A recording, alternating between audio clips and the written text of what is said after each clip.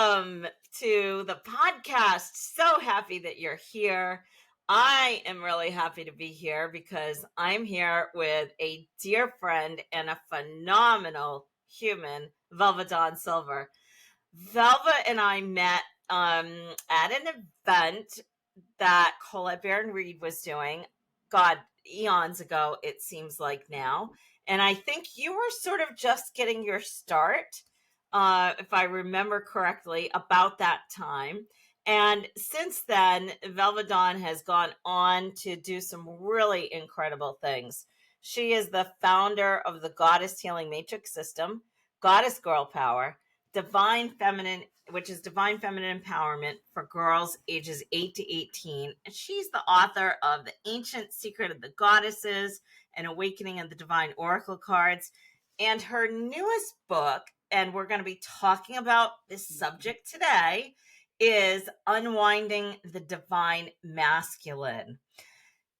Velva Dawn's mission and purpose really is to activate the duality of the divine feminine within, not just with women and people who identify as women, but as a culture and as human beings. One of the things that I love that, Velva Dawn really teaches is how to expand and shift your consciousness to a higher state to reach your full potential. What if you could heal your hurts, your wounding? We all have wounding, right? What if you could learn to trust yourself again? And what if the fear didn't get to run your show anymore? What if you allowed self-love to rule supreme? Velva Dawn has been able to accomplish this in her life, and I'm so happy and proud to have you here, Velva, and to be part of your world and to watch you expand and grow. And you've had a really exciting last year or two. You've got some big things that have happened that have been really exciting.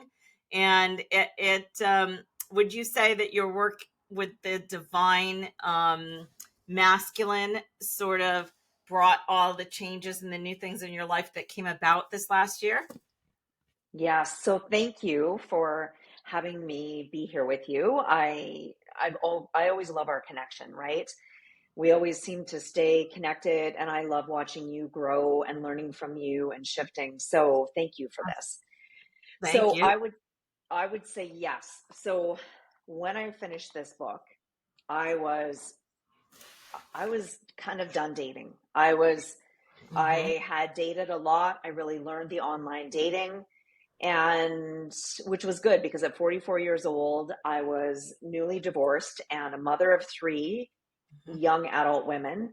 And I had to learn everything about online dating. I didn't even know how to online date because I hadn't dated since I was, 21 years old. And then I was married for 21 years. So it truly was, I've been working with the goddess for many, many years, the feminine energy.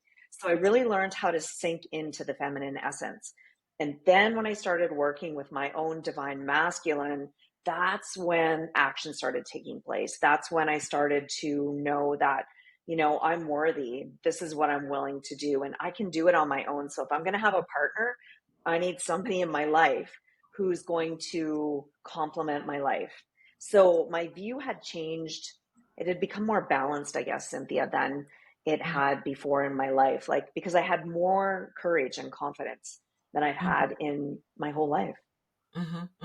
And I've known you throughout sort of when you were married the first time, sort of through the divorce, through some big health challenges that you've had. And I've watched you sort of evolve and develop into this really balanced, incredible, beautiful person. And do you want to talk about that journey at all and how you went from, so you were a rancher I was. with three girls, and you were big into 4-H, and you were living the ranch life, doing the 4-H thing. You had cattle, and so how do you go from that to the Velva Dawn Silver that we know today? That's a great question. Uh, so I did.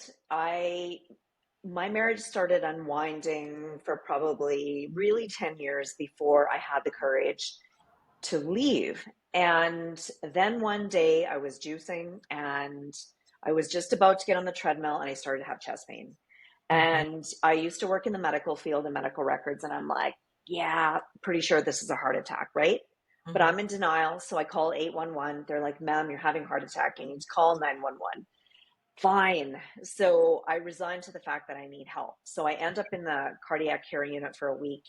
And it gave me a week to really look at my life. It's like, okay, I could die, right? Mm-hmm. Is this what I want in my life? Because you know what? I'm not happy. I'm staying in a marriage that doesn't serve my growth anymore, right? It was time for us to unwind.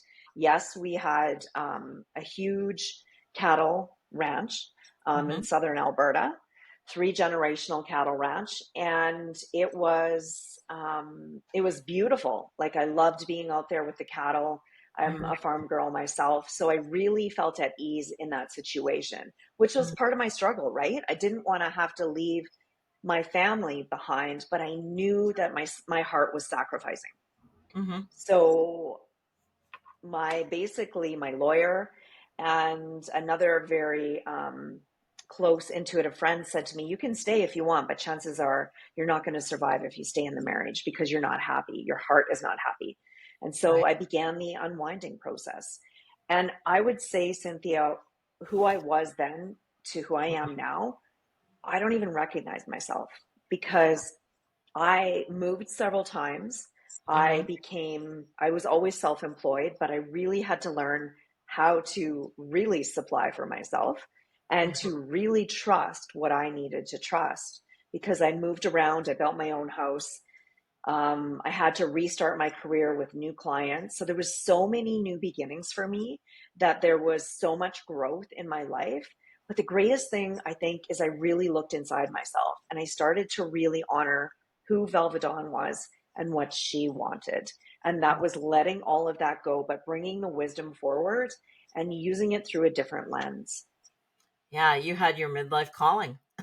Yes, I You sure know, did, didn't I? Mm-hmm. yeah, we're so used to hearing it called the midlife crisis because it's the crisis that actually brings us to the calling, and what we're being called to is to discover who we are authentically because Mm-hmm. we we're trained through our families, through society, through school growing up, and our even our neighborhoods as kids. We're trained to become the person that we become Mm-hmm. until very often we have that unraveling, we have that falling apart, and it gives us an opportunity to either look at what's in front of us and look at what is happiness and how am I happy and who am I in my core, or just to you know get out of the hospital, put the clothes back on, call it a day, go back to your life, which some Mm-hmm. people do that. And some people will, they maybe get divorced but they don't do the personal development work and they get into another relationship, and then 10 years down the road they're in the same Mm-hmm. boat. um and some people like you and I dive in to the pain, dive into the crisis and get and pull it apart and go, okay, now how can I use this as an opportunity to really dive into myself, figure out who am I, what makes me tick, and how can I be better? And because of the work we do, then how do we bring that out to the world to help other people, Mm-hmm. right? And you Mm-hmm. do that beautifully with so many of your programs and your writings. So now from that point, right, you have the heart attack, your whole life, you decide to walk away from the ranch, from the family, you move a few times. What happens then? How do you sort of go through that process? Because it wasn't easy for you. I know it was hard, Mm-hmm. right? And I think when people know, when they sort of hear the struggle that we've gone through, it helps them to relate, right? Because we all go through struggles in our life, whether it's looks very much like this or it's a different sort of struggle. But I think people Mhm. will be able to relate. So, do you want to talk a little bit about the struggle before you get to where we are now? Absolutely. Great. Absolutely. I always believe in, and you're right. It's like that's what we're here to do is take the struggles and share them authentically so people can learn, right? Yeah. So the other thing that happened in my divorce, which was probably harder than my divorce, is the alienation from my two older daughters.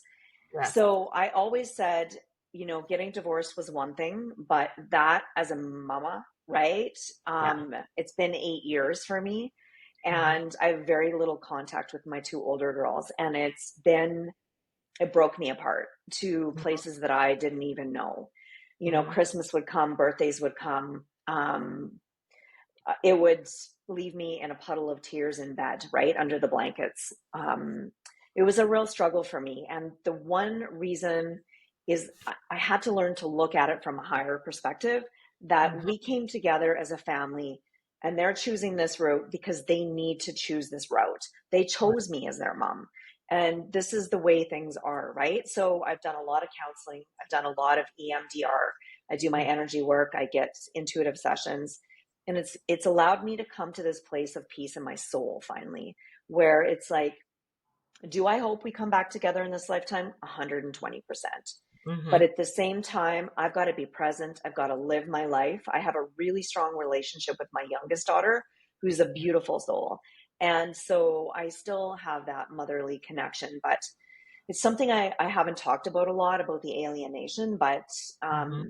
I've definitely learned a lot, and it's helped me develop a courage that I didn't even know that I had. Yeah, yeah. And I don't know if you know this, but I went through that with my son, where Mhm. he just disappeared for 6.5 years. Just one day stopped speaking to me. And I didn't know the reason why. I do now, but Mhm.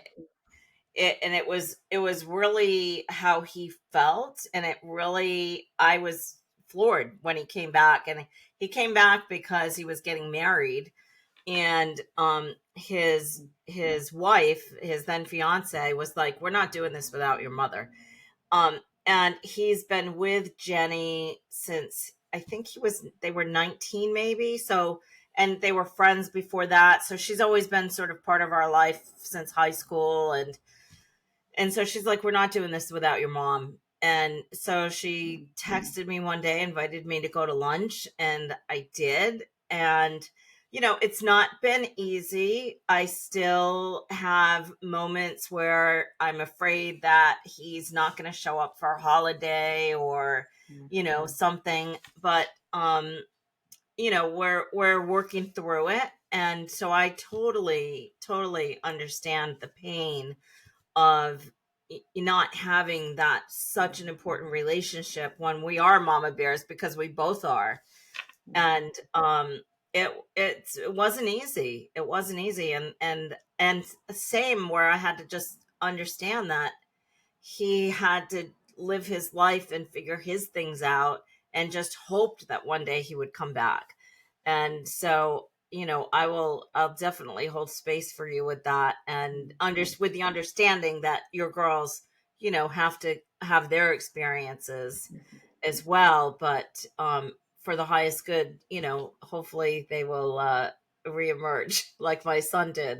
Mhm. So thank you for sharing that, because that's not easy. And I know a lot of women have that experience, and maybe some men too, where they lose connection with their kids and it's difficult. So thank you for sharing that. I appreciate that. And so now, where do we go from here? Where do we go from here? Because now you're having all these experiences. You have the pain of the relationship with your daughters not being there. And then how do you go from Velva under the covers crying to getting out from under those covers and starting to move ahead? So I did a lot of self-healing, right? A lot of reflection, right? A lot of counseling, a Yeah, lot, right? yeah. which helped me realize I'm not a bad person, right? I'm not the things that possibly they're saying. It's just their anger being projected. Right. So what it did is exercise was my key. I have a girlfriend who's a fitness trainer, so there's no opting out for Velvet Dawn not to go to the gym. In fact, the call Right. is what are we going to work out today? Legs or arms, right? It's not are we going to work out? So I had a strong community of friends through the whole process. And then my inner belief, like my inner connection to the divine, sort of Mhm. pulled me through, right? Because I knew that I had so much more. So I want to get to this part in the story, so I'm not sure if we should get there yet. But Okay. um, yeah, well, I well, I know do you want to talk about the interconnection to the divine for a minute? I Yeah. do. Yeah. So the one thing I've had two experiences so far where I've almost died in this Yes. human life. One was the heart attack. The second one, excuse me, was during COVID. Yes. And I was in isolation at that time and very, very ill. And so I'd understood that all you have is yourself and your connection to the divine. So whatever that may be for you, whether it's God, Buddha, Allah, whoever your divine connection is, you want to make sure that is strong, Yeah. because that is what you're going to call upon when you are going through really deep struggles like that, where you think, okay, this could be it. You want to connect to that source and you want to Yeah. listen in, right? And you want to self-reflect. And that's what gives you the inner strength and the difference, I think, to move through things with a wisdom of reflection. I think that's the difference, right? You've got Hmm. that layered effect of support from the inside out, which is what we forget sometimes until we get into those moments, right? And then you go, oh, right, I've got this support system that I need to tap into. Right. Mm-hmm. 100%. Yeah, Mm-hmm. 100%. A few years back, I had a friend reach out to me, who was going through somewhat of a hard time and said, "How do you do it?" Because I've had some pretty crazy things happen in my life, which we're not going to talk about today, but people can listen to last season and you get more of some things in there if you haven't listened to the first season of Boldly Authentic. And I don't even go into all the details of all the crazy things, but I do go into some of them. And I said, I lean on my connection to spirit. And, I feel really lucky that that was the thing that my grandmother really instilled to me, was her love and connection for the divine and for all the spirit helpers that we have out there. And it's really key because it is just us and art and the divine when it comes down to it. Yeah, we've got human helpers, there's doctors, there's all sorts of things that can help us when we're going through a health crisis or a mental crisis. And but at the end of the day, we go out the same way we came in, but by ourselves and with the divine. Mm-hmm. Yeah, so I love that. I love that. And I think that's going to be so important the next year or couple of years, especially for people to really have a strong connection to something bigger than them, to a higher Mm-hmm. power, whatever it Mm-hmm. is that you call that. So thank you for sharing that. Mm-hmm. You're welcome. My pleasure. Yeah. And so you went through these two huge health crises. And I remember both of them, and the COVID, my God, you were so sick. Mm-hmm. And then from there you recover. You Mm-hmm. move to the gym, really getting fit and really making it sort of your mission to be physically fit and strong. And you look fantastic, by the way. Oh, You're thank you. you've had some great photo shoots, and you were featured in a fantastic magazine, Goss. Mm-hmm. Is that right? Yes, that's right. Yeah. So where can people find that? So they can find it if you go to goss.com. Mhm. It's where you can find it the easiest. So Mm, that's what I would do for that. Barnes and great. Noble said they had it, but I couldn't find it there. So go to Goss. Mhm. Okay, great. So just go to the website goss.com, Mm-hmm. GOSS, and Yes. there's a great feature of Velvet Dawn in there, so you want to check that out. And then now you're like this superwoman. Well, it was, what happened after COVID is because it was like my body had a mind of its own, right? And I Mm-hmm. thought, when I get through this, I am going to be strong. I am not going to take physical exercise as an option. It is my core, right? And and then I thought, you know what? All these things I've been wanting to do, I'm going to do them. I'm going to move my bucket list inside and I'm going to start doing these things now because now is the time to trust that everything will fall into place once I start the movement. Yeah. So that's kind of how that began. Yeah. And one of those things that has become a really a big important part of your life is spending a lot of time in Hawaii. Hmm. Yeah. Yes. So everyone that knows me knows that I have a love of a couple things. One of them is aged tequila, and the second one is Hawaii, right? I love being on that island. It reminds me of Atlantis and Lemuria. And so when I go to Hawaii, I do the Ironman swim in the morning. The Yeah. dolphins will come in, I'll connect with them. The whales are there right now. And the island is just magical, right? It just sinks you automatically into this place of peace because Hawaiians are very like on island time, right? Like Yes. you pass somebody and they let you in and they're all doing the shaka, right? Like it's just such a different pace than it is for us in Canada. You know, Hmm. somebody cuts you off and it's road rage, but the Hawaiian Islands are they're magical, right? And the island that I'm on is the Big Island, and it is said to tune your sacral and your root chakra, right? Whereas Maui is the heart chakra, Kauai is the third eye, right? So each island sort of is connected to the chakras. So yes, it's a beautiful place to be. Oh, that's really wonderful. And for people who aren't familiar with the chakras, could you give just a really Mm-hmm. quick synopsis of what that would mean?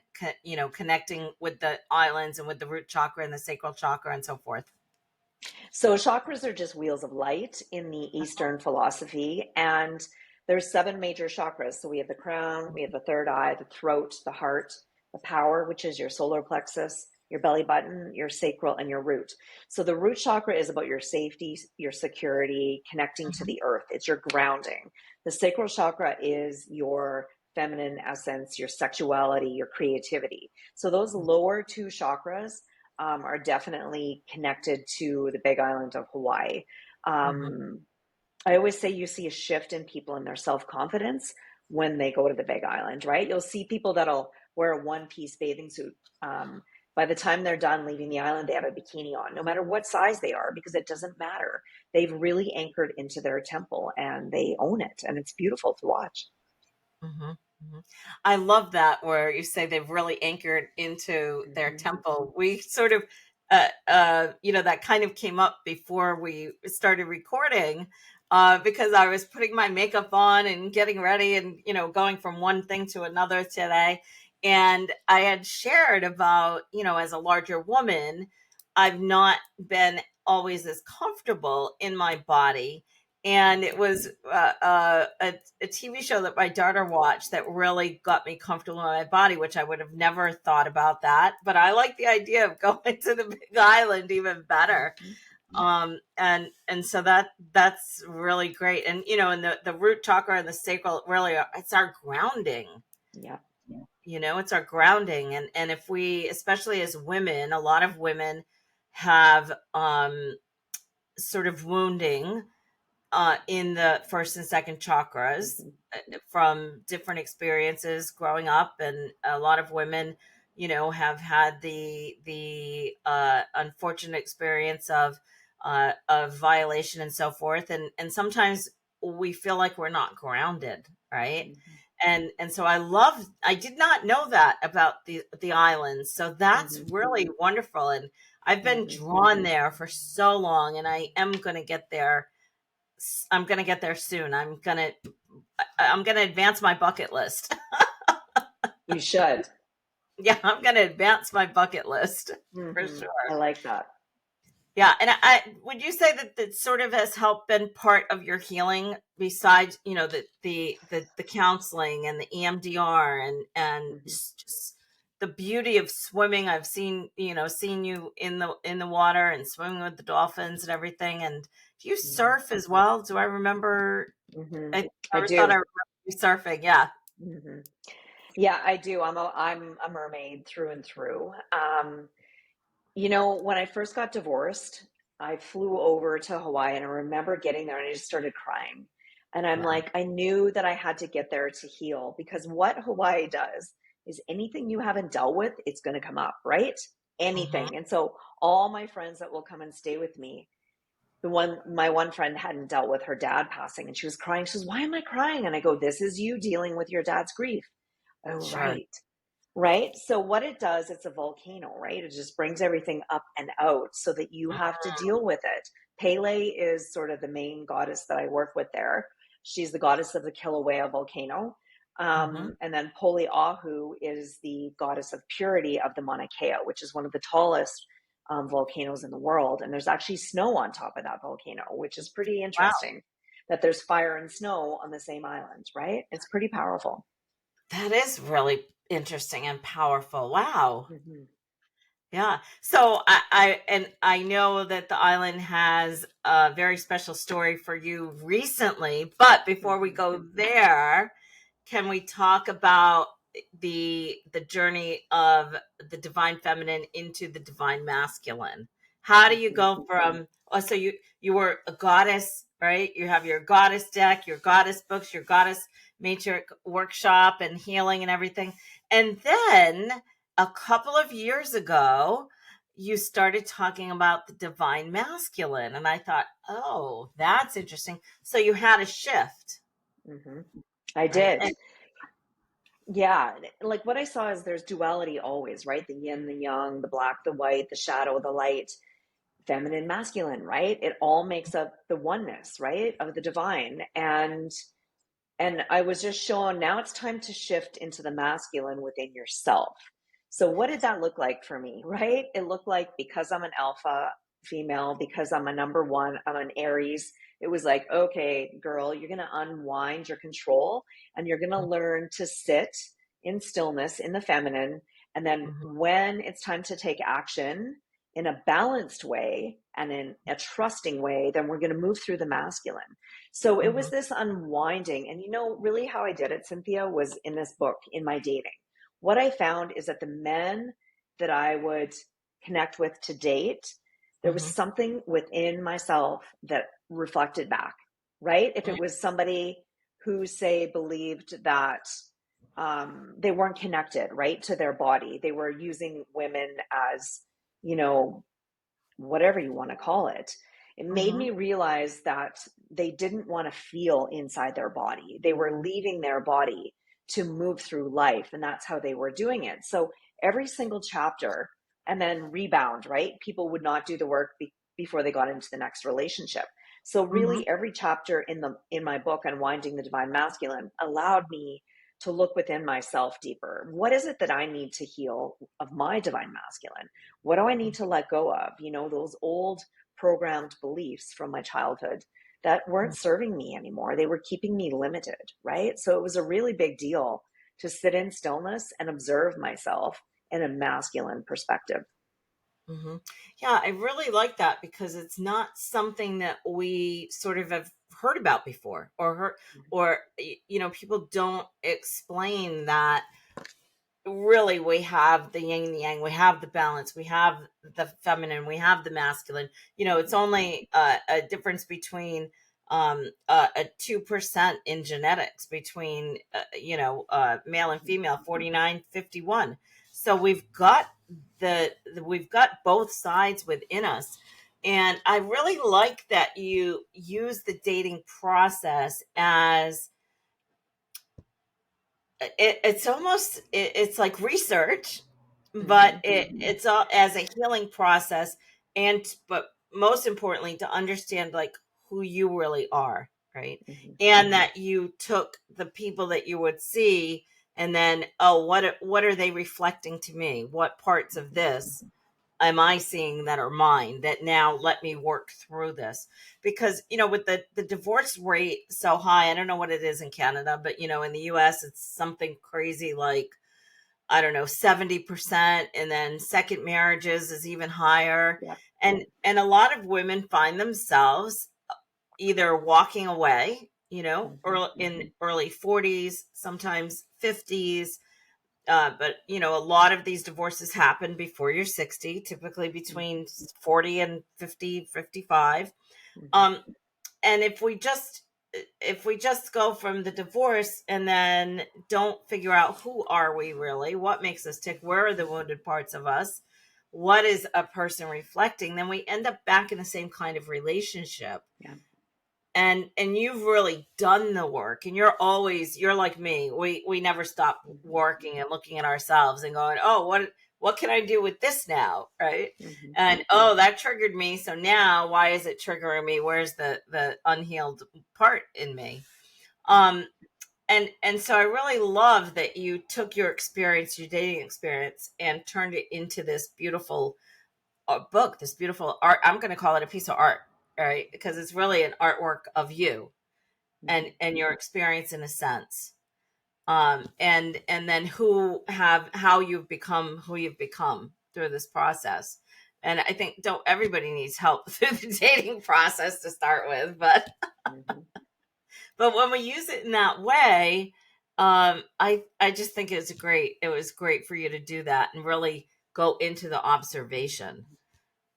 Yeah. Yeah, So thank you. how long did you date for? I dated from the age of 44 until 52. Okay, so 8 years. I did. Hmm. Yeah, yeah. I was engaged once right after my marriage, but the hiccup was I was in the middle of grieving, and I Mm-hmm. wrote about that in the rebound chapter. Yeah. And so I shouldn't have been dating, which is always my advice when people are going through a divorce. I'm like, don't get on the dating sites. You are not healed. You're not going to attract the match that is of your greatest self expression. So Right. I was engaged for a very short time, like maybe 3 weeks. And that was, I knew it was wrong, but it was really a loop of my unhealed work that I had not done in my marriage. He was like a loop of everything in my marriage that I had not worked on. So I Mhm. learned that very rapidly, and then, dated. And then up until I just got married on December 21st of last year.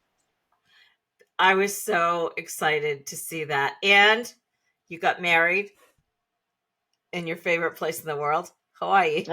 I did on Turtle Beach. And you know what's interesting about that is that was one of the very first places that I sat down and did a meditation with a group. And then full Mm, circle, yeah. that is the spot that we ended up getting married, right? So, Yeah, yeah. It's such a beautiful story. And I love that it came full circle and you ended up right where you started when you started mhm, your healing process from the divorce, right? mhm, So it's mhm, it's really beautiful, and you've been through a lot, the last 8 years with the divorce, the two really big health crises, mhm. and a whole life shift. So I really congratulate you on where you are now, because I know it wasn't easy and you really put the work in Mhm. to be able to sit here today, have this conversation, bring your work out to the world so that it can help other people.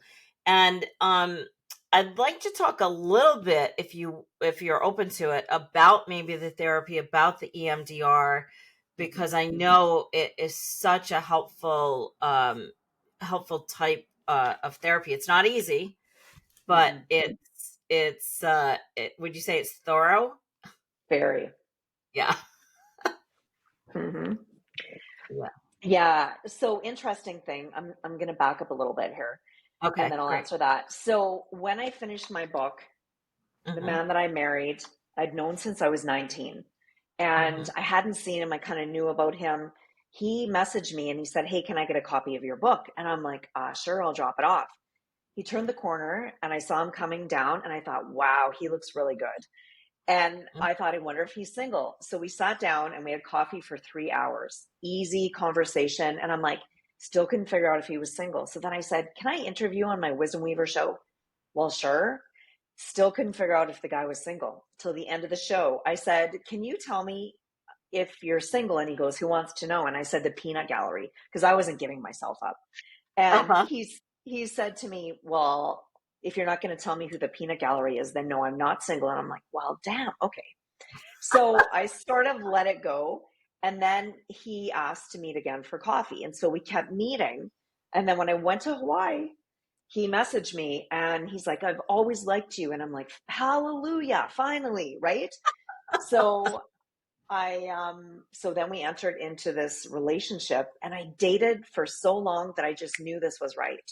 Because Mhm. you know inside when it's not, and you know when Yeah. it is. And so anyway, we did get married, and we're in the midst right now of bringing our lives together because he's been Mhm. single for 10 years, without a woman living with him, and I've been single for 8.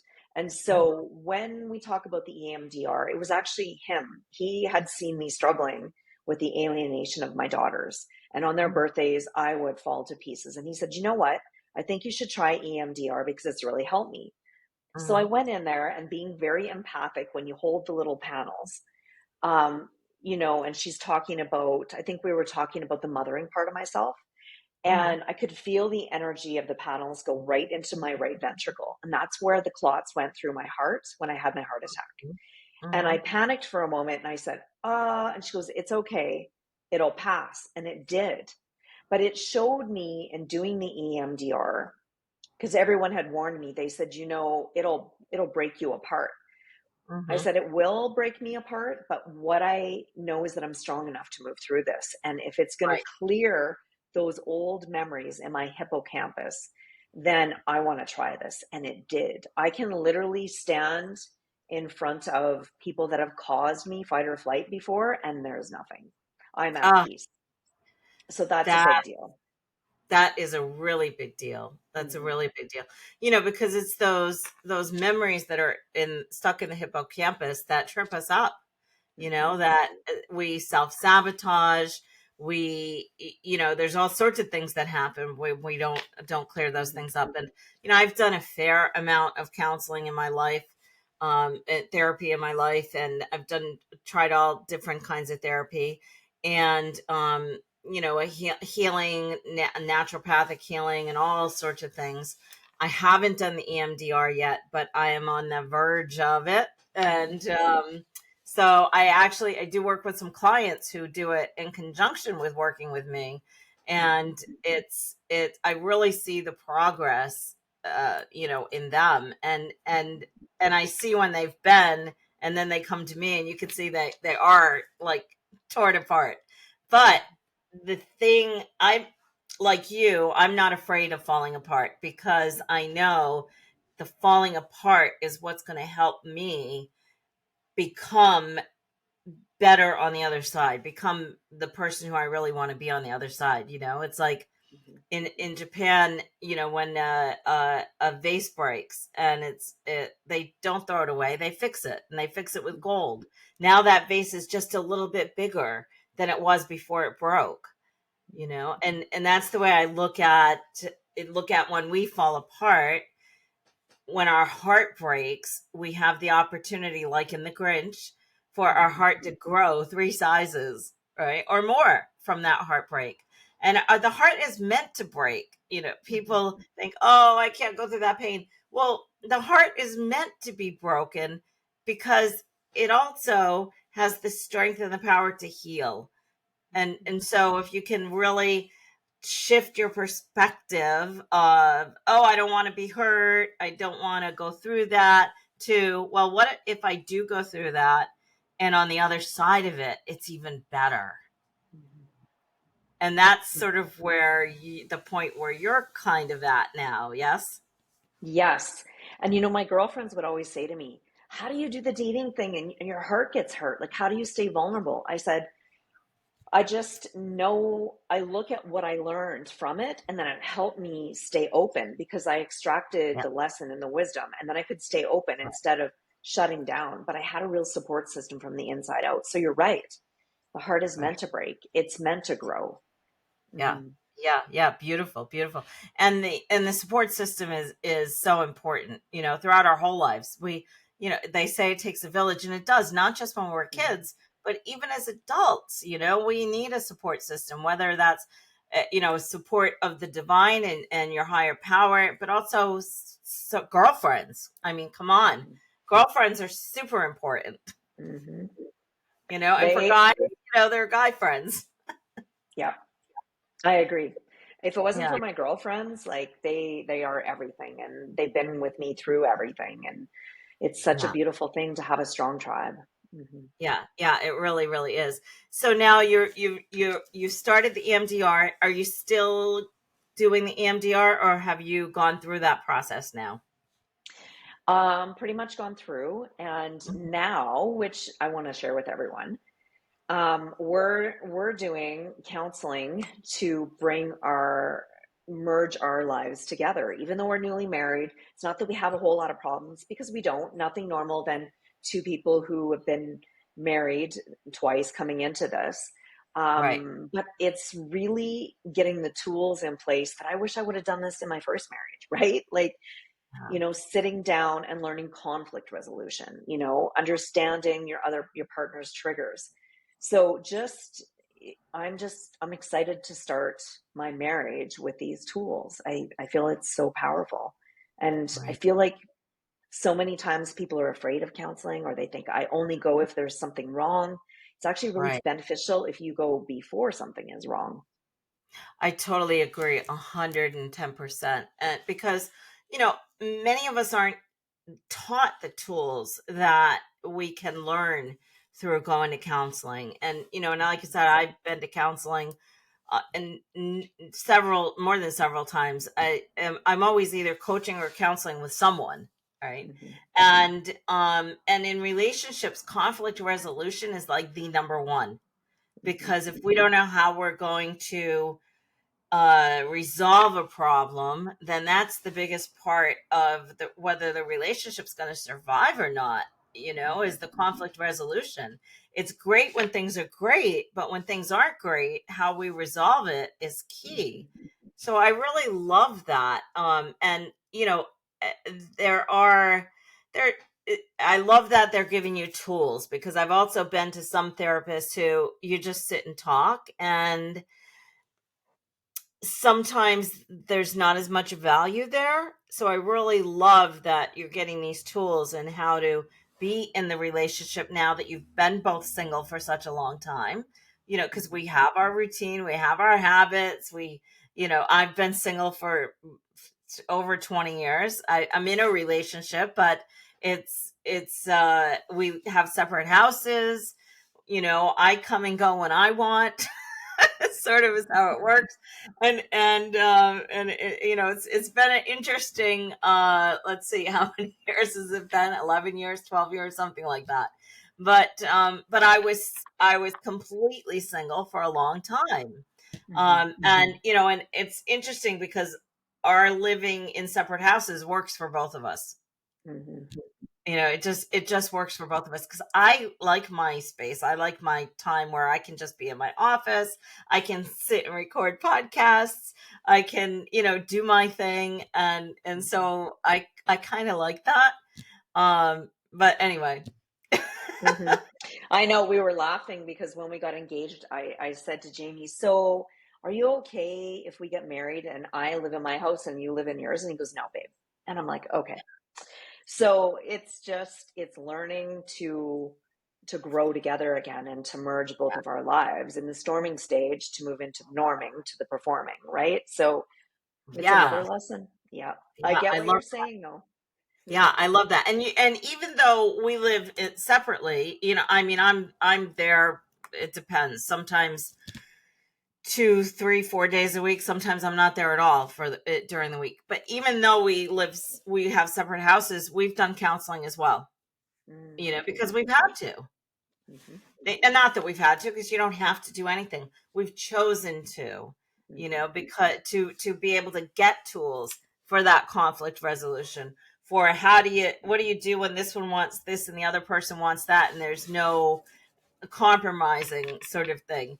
So Mm-hmm. we've done counseling as well, and it was really, really helpful. So I love that not only is he in counseling, but he suggested the EMDR.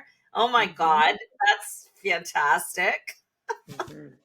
I'm going to have to Great. go watch this interview with you. Yeah, you should. It's actually really good. I interviewed him twice, the beginning Oh, before we started dating, and then I interviewed him after. So in the first interview, you can see I'm hitting on him hard. Like I'm flirting with him and uh-huh. he's kind of flirting back. And then the second one, you can feel the energy between us and you can see it. It's pretty beautiful. Oh, I'm definitely going to have to go watch those. So Hmm. tell people where they can see those as well. So if you go to on my Facebook page, Velvet on Silver, they're there. But if you go Uh-huh. over to YouTube under Velvet on Silver, they're all right there. All my Wisdom Weaver YouTubes are all there. And so that's where I do those interviews is YouTube Velvet on Silver, and you'll find them there. Okay, great, great, great. Yeah, I can't wait to go and watch those. It'll be fun, sort of Hmm. knowing more of the story now when I do go watch the interviews. So I'm excited about that. And so now you've been living together. You got married just over a month ago. You're like 5 weeks in. Hmm. How are you guys managing? How are things coming together? So I moved into his house. So Okay. that's probably been the biggest challenge for me Yeah. because my a lot of my stuff is still in boxes in the basement. Hmm. So we're in the office now. We just did the office. So we got my artwork up here. So I would say we're doing well. We're excited to be building new things together, creating a Great. living room, creating a space, and I love that I get to go to bed with my best friend every night, right? That he's there and I get to hold his hand when I go to sleep. I love that part. So it's Oh, going it's going well, thank you. Hmm. oh, that's so sweet. And I love that even though it's his house, you are creating a house for the two of you. Hmm. Yes, Yeah, absolutely. that's really, really fantastic. So if you could give tips for women out there who are maybe in a place anywhere on the journey where maybe they're just starting, they've are getting divorced or they're recently divorced, women that are sort of in the process of to getting to the point of finding that person where you have this divine connection, what kind of advice or tips would you give for women out there who are going through a crisis or midlife calling in their life? Good question. So First, the get the first book, thing, yeah, I would say, and I do get the book, but I would get the say books. work on yourself. Yeah. Allow yourself to go through the grief cycle fully before you start dating. Take care of Yeah. your physical body, right? Do some sort of movement that you love to do. Get your girl tribe around. Have fun and laugh. And start making some goals for yourself that are really big, right? Like you want to have Hmm. really big goals. And start looking at that. I would say increase your own vibration, your own self love, because that is the vibration you're going to attract. You'll Yeah. see that if you don't work on yourself and you start dating, you're going to see what you're attracting and you're going to understand why I said to pause and wait, work on Yeah. yourself, really dive into loving yourself and shedding the old wounds maybe that caused the breakdown of your previous relationship because it always takes two people usually, right? So look at that. Oh, absolutely. Yeah, Yeah. absolutely. Hmm. Because we bring all of who we are at that point in our lives when we get into a relationship. We bring all of it, the good, the bad, the Hmm. ugly, the Hmm.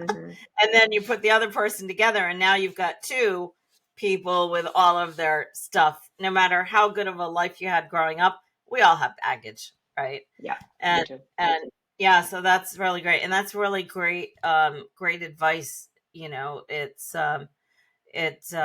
when you do that, then you can grow into Hmm. really having the life now that you've developed, right? Hmm. Absolutely. Yeah, thank you for sharing that. Thank you for sharing that. Now I'd like to shift a little bit Hmm. to an event that you have coming up in March. Hmm. And I know you've done vision boards for a long time, Hmm. vision board workshops, but you've shifted a little bit this year, Hmm. right? So I have been doing vision board workshops for 15 years. And Mm-hmm. what I found, I'm writing this new book called The Codex. When I came back from Egypt, there was a whole bunch of new information coming through. And Mm-hmm. what I started to understand, which is part of balancing the feminine and the masculine, with the two books that I have wrote, is Mm-hmm. that when you balance the two, there's a sacred union that comes within. It's like a flame that's balanced and the energy is in neutral, right? So when you rebirth that energy through the feminine circle and the masculine, in the middle is called the Vesica Pisces. And when you Mm-hmm. use that sacred geometry in your heart to sort of connect with the universe and the multi dimensions, then you Mm-hmm. can start to see that you bring that energy to you because you're internally shifted. In the past, what I noticed is that sometimes we were putting all these things on the vision board, but they were so far away, and you would look at your vision board and you would be like, that's not, it never happened. And you would become disappointed. Mm-hmm. So this new way called the creatrix is my friend Erica Andres is went with me to Egypt, and she's going to play the sound bowls, because what we want to do is we want to hold the frequency of your cells so that Mm-hmm. your physical body and your aura carries a frequency throughout the entire year that's a Mm-hmm. footprint of the inner vision that you want, and it's going to hold that frequency through sound, through the quantum field, through the sacred geometry, through your intention, and all through the heart space. So this is a really deep inside look at yourself. So what I'm going to do is I'm going to take you through a process of looking at what's in the heart that we need to clear out so that you can have a clear message to the universe of the vibration that you're wanting to attract. Mm-hmm. Mm-hmm. Wow, Mm-hmm. that's yeah, that's really wonderful. And because vibration is everything, and Mm-hmm. we can stick pictures on a vision board, but Yep. unless we feel it, unless we Mm-hmm. believe it, they're just pictures on a board. And then, like you Mm-hmm. said, that doesn't come true. You get disappointed. So I really love the way that you're doing this now, and the new information that you've gotten going to Egypt. Um, Mm-hmm. Now, and the other thing I like about the event is actually the time when you're doing it, Yep. because you didn't do it at the first of the year, or even the first month of the year. And I often will do these type of workshops, but not in the month of January. I might Mm-hmm. do them in February, I might do them in March. And the reason why I do that is because our year really doesn't start until March, Yep. because Yep. winter is the time when we're hibernating, right? Mm-hmm. and Mm-hmm. and of course, in the other hemisphere, they're in the heat of summer, and that's when you're searching for shade and coolness, right? You don't want to work hard. Winter here is the time we're hibernating. It's about going within. Now you want to take that going within and you want to bring it out. It's the flowers coming through the ground in the spring. Mm-hmm. So I love that you're actually doing this just as spring is coming, Mm-hmm. and just as we are shifting from the end of the uh oh my goodness, the astrology cycle into the new astrological year. Mm-hmm. So Mm-hmm. I really like the time of year that you're doing that, especially for sort of like birthing this new Yes. year for yourself. And was that your Mm-hmm. intention behind that? It was just because the Mayan calendar too, right? I'm like, everybody Okay. does everything in January. And I feel Yes. like there's so many things in January. You're right. People are hibernating. Their energy is still really inclusive. And Right. I wanted it to be more springtime, like you're saying, blossoming, Easter time. Mm-hmm. Yes. Yeah, beautiful, beautiful. So now it's going to be in person in Calgary, correct? Canada. Yeah, it's in person or it's also via Zoom. So we will be doing it so anybody around the world can join us to do it. Hmm. Great. Great. Thank you. Thank you. And I'll Hmm. have the links in the show notes in the podcast, so people can click on that. They can research it, they can sign up for it. And that is March 16th, is that correct? It is Great. March 16th. Hmm. Yeah, so March 16th. So if you can be in person, I highly recommend that you do that. The cost is really, it's a great cost. It's pretty affordable. If you can be in the area March 16th in Alberta, Calgary, sorry, I would totally recommend that you do that. And if you Mhm. can't be in person, then, do the Zoom and you'll Mhm. still really get high benefit from it because you'll be in that energy as it's going on. I love doing things on Zoom, Mhm. workshops on Zoom. And I find that I get just as much out of them if they're well run. And I know how you run your events. So I highly Mhm. recommend that people, consider the Zoom if they can't be there in person because it's going to be a great event. Mhm. Thank you. Thank you very much. I look forward to it actually. Yeah, yeah, you're Mhm. welcome. And so we've been almost an hour. I didn't know how long we were gonna chat for, and I know there's so much more we could talk about. But any last words that you want to share with people as we sort of wrap up? Mhm. So this year is the number eight, right? It's the infinity symbol, which is my jam Yes. because it's the feminine and the masculine coming together. So Yeah. my advice to everyone this year is do what you need to do to bring yourself back into your own neutrality. So Mhm. do your work that you have with lack, so you can come back into the center and have clear intention this year. It is a powerful year to manifest, and I feel like Mhm. many people are going to be awakening this year. And there's those of us who've been doing the work, and we're here to help you. And it's going to be an amazing year. So just remember the feminine and the masculine work together, right? Start with the feminine, then make your way to the masculine. If you need help, I'm always here. Um, but it's probably the greatest joy in life is to sit back and self-reflect and look at yourself and continue moving forward with what feels in alignment with your heart. Yeah, thank you. Thank you for Mhm. that. That's such a beautiful message and a powerful and important one. Mhm. And I think Mhm. that we will get the most out of this year if we do exactly that. Yeah. We do exactly that. And so thank you so much, Velvet Dawn, for being here. I really treasure you as a person and our connection. And I'm cheering for you every step of the way.